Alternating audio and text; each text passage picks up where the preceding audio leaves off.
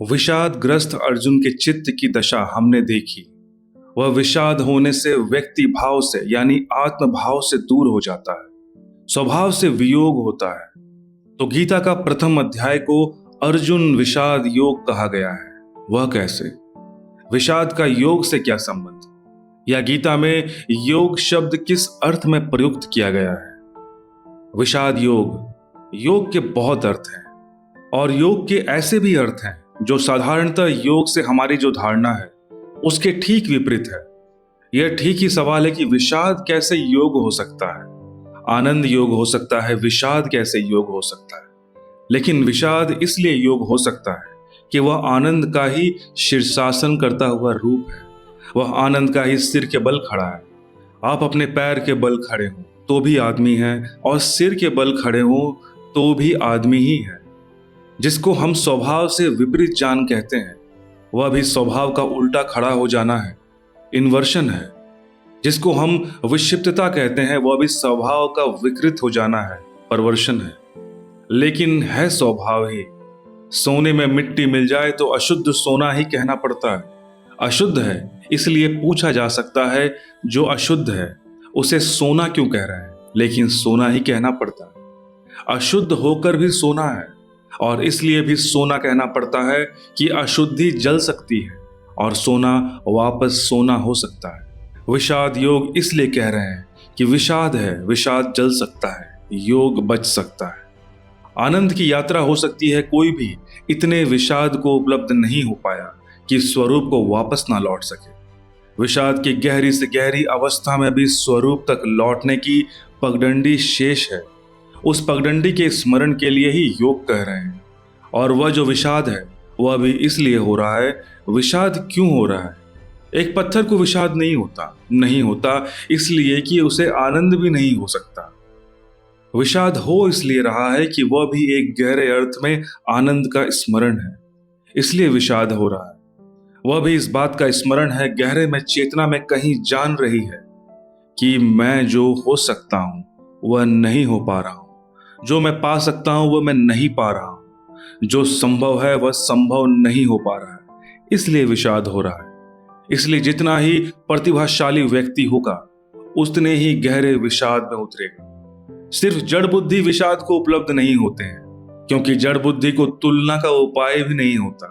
उसे यह भी ख्याल नहीं होता कि मैं क्या हो सकता हूं। जिसे यह ख्याल है कि मैं क्या हो सकता हूं, जिसे यह ख्याल है कि आनंद संभव है, जिसके विषाद की कालिमा बढ़ जाएगी, उसे विषाद ज्यादा गहरा दिखाई पड़ेगा।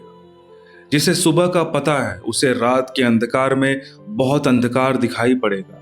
जिसे सुबह का कोई पता नहीं है उसे रात भी सुबह हो सकती है, और रात भी उसे लग सकती है। ठीक है, अर्जुन के इस विषाद की स्थिति को भी योग ही कहा जा रहा है, क्योंकि यह विषाद का बोध भी स्वरूप के विपरीत कॉन्ट्रास्ट में दिखाई पड़ता है, अन्यथा नहीं दिखाई पड़ता। ऐसा विषाद योग और किसी को भी उस युद्ध स्थल पर नहीं हो रहा। ऐसा दुर्योधन को नहीं हो रहा। कल रास्ते में जाता था तो एक मित्र ने पूछा कि आपने दुर्योधन की जो बात की, युधिष्ठिर के संबंध में क्या ख्याल है? क्योंकि दुर्योधन को नहीं हो रहा है माना, आदमी भला नहीं है, पर युधिष्ठिर तो भला आदमी है, धर्मराज है, उसे क्यों नहीं हो रहा? तो यह भी थोड़ा विचारणीय है। आशा तो करनी चाहिए कि युधिष्ठिर को हो, लेकिन युधिष्ठिर को नहीं हो रहा है। युधिष्ठिर तथाकथित धार्मिक आदमी है, सो कॉल्ड रिलीजियस है, और बुरा आदमी भी तथाकथित धार्मिक आदमी से बेहतर होता है, क्योंकि बुरे आदमी को आज नहीं तो कल बुरे की पीड़ा और बुरे का कांटा चुभने लगेगा। लेकिन तथाकथित धार्मिक आदमी को वह पीड़ा भी नहीं चुभती, क्योंकि वह मानकर ही चलता है कि धार्मिक है। विषाद कैसे हो? युधिष्ठिर अपने धार्मिक होने में आश्वस्त है। आश्वासन बड़ा झूठ है, लेकिन आश्वस्त है। असल में युधिष्ठिर रूढ़िग्रस्त धार्मिक आदमी की प्रतिमा है। दो तरह के धार्मिक आदमी होते हैं। एक तो उधार धार्मिक आदमी होते हैं, बोरोड, जिनका धर्म अतीत की उधारी से आता है, और एक वे धार्मिक आदमी होते हैं जिनका धर्म उनकी आंतरिक क्रांति से आता है। जो अर्जुन आंतरिक क्रांति के द्वार पर खड़ा हुआ धार्मिक आदमी है। धार्मिक है नहीं, लेकिन क्रांति के द्वार पर खड़ा हुआ है, उस पीड़ा से गुजर रहा है जिससे धर्म पैदा हो सकता है। युधिष्ठिर तृप्त है, अतीत से जो धर्म मिला है उससे राजी है। इसलिए धार्मिक भी हो सकते हैं, जुआ भी खेल सकते हैं, तब भी कोई संदेह मन में पैदा नहीं होता। धार्मिक भी हो सकते हैं, राज्य के लिए युद्ध पर भी जा सकते हैं, तब भी कोई संदेह मन में पैदा नहीं होता। धार्मिक भी हैं और तथाकथित धर्म के आसपास सब अधर्म पूरी तरह चलता है, कोई पीड़ा उससे नहीं होती। आमतौर से मंदिर में, मस्जिद में, गुरुद्वारा में, चर्च में जाने वाला आदमी युधिष्ठिर से तालमेल रखता है, तृप्त है। गीता रोज पढ़ता है, धार्मिक आदमी है, बात समाप्त हो गई। गीता कंठस्थ है, पक्का धार्मिक आदमी है, बात समाप्त हो गई। सब उसे मालूम है, जो मालूम करने योग्य है, बात समाप्त हो गई। ऐसा आदमी चली हुई कारतूस जैसा होता है, उसमें कुछ चलने को नहीं होता, खाली कारतूस होता है। उसमें बारूद नहीं होता, खाली कारतूस अच्छी भी मालूम पड़ती है, क्योंकि उससे बहुत खतरा भी नहीं होता। युधिष्ठिर इन अर्थों में धर्मराज है। अतीत से जो धर्म मिला है उसकी धरोहर है। अतीत से, परंपरा से, रूढ़ी से जो धर्म मिला है वो उसके प्रतीक, प्रतिमा पुरुष है। उसे कोई अड़चन नहीं होती। तथाकथित धार्मिक आदमी कॉम्प्रोमाइजिंग होता है, समझौतावादी होता है। वह हर स्थिति में धर्म और अधर्म के बीच समझौते खोज लेता है। तथाकथित धार्मिक आदमी हिपोक्रेट होता है, पाखंडी होता है। उसके दो चेहरे होते हैं, एक उसका धार्मिक चेहरा होता है जो वह दिखाने के लिए रखता है, एक उसका असली चेहरा होता है जो वह काम चलाने के लिए रखता है। और इन दोनों के बीच कभी कॉन्फ्लिक्ट पैदा नहीं होता। यही हिपोक्रेसी का सूत्र है, राज है।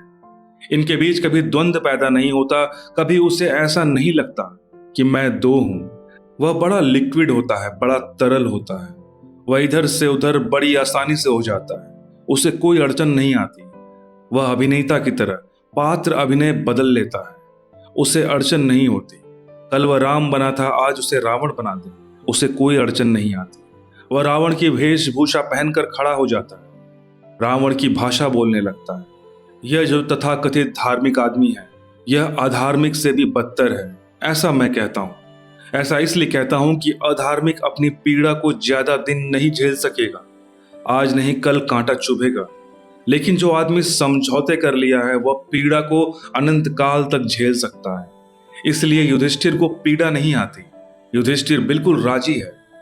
अब यह बड़े मजे की बात है, अधार्मिक आदमी बिल्कुल राजी हूं। उस युद्ध में धार्मिक आदमी बिल्कुल राजी है, उस युद्ध में। और यह अर्जुन जो न तो अधार्मिक होने से राजी है, न अभी तथाकथित धर्म से राजी है, वह चिंतित है। अर्जुन बहुत ऑथेंटिक, प्रामाणिक मनुष्य है। उसकी प्रामाणिकता इसमें है कि चिंता है उसे। उसकी प्रामाणिकता इसमें है कि प्रश्न है उसके पास। उसकी प्रामाणिकता इसमें है कि जो स्थिति है उसमें वह राजी नहीं रह पा रहा।